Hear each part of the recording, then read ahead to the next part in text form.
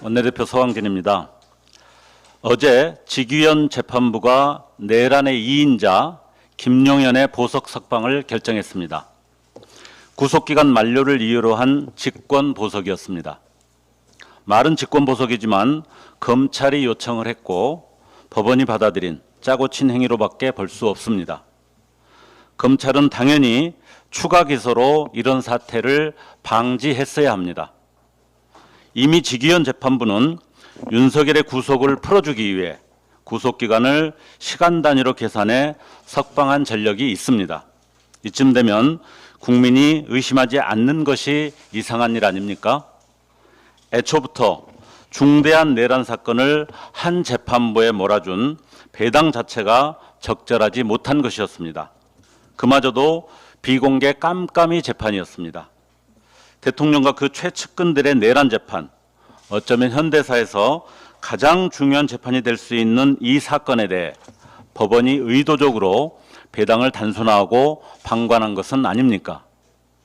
재판의 신속한 진행을 위해 내란 재판에 집중심리 제도를 적용, 일주일에 2~3번이라도 공판을 열었어야 마땅하지 않았는지 묻고 싶습니다. 지금과 같은 짬짬이 수사와 재판으로는 내란에 대한 실체 규명과 단죄 자체가 불가능합니다. 곧 발족할 내란 특검을 통해 원점부터 총체적으로 다시 다뤄야 할 것입니다. 송원석 의원이 국민의힘 당대표로 당선되었습니다. 축하할 일인지 탄식할 일인지 모르겠습니다. 송 의원은 지난 13일 원내대표 선거를 앞두고 김용태 비대위원장이 제안한 탄핵 반대 당론 무효화에 대해서 역사의 기록을 되돌릴 수 없다며 거부 의사를 분명히 밝혔습니다. 윤석열 탄핵에 반대한 입장을 지금도 고수하겠다는 뜻입니다. 사실 이는 새삼스러울 리도 없습니다.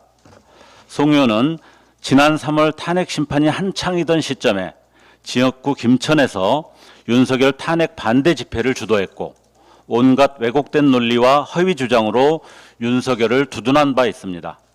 그리고 그 입장은 지금껏 조금도 바뀌지 않았습니다. 내란 특검, 김건희 특검, 최상병 특검법에 대해서는 오히려 정치 보복이라고 적반하장격 비난을 쏟아냈습니다. 과거에 대한 사과도 없고 반성도 없습니다. 오히려 더 뻔뻔해진 모습만 있을 뿐입니다. 이미 국민의힘은 고쳐쓰기 어려운 정당입니다. 혁신위를 구성하겠다고 하지만 말의 성찬일 뿐입니다. 이미 도로 친윤당, 도로 내란당인 마당에 무엇을 위해 어떤 혁신을 하겠다는 것인지 모르겠습니다. 이제 혁신이라는 말조차 국민에겐 조롱처럼 들릴 뿐입니다.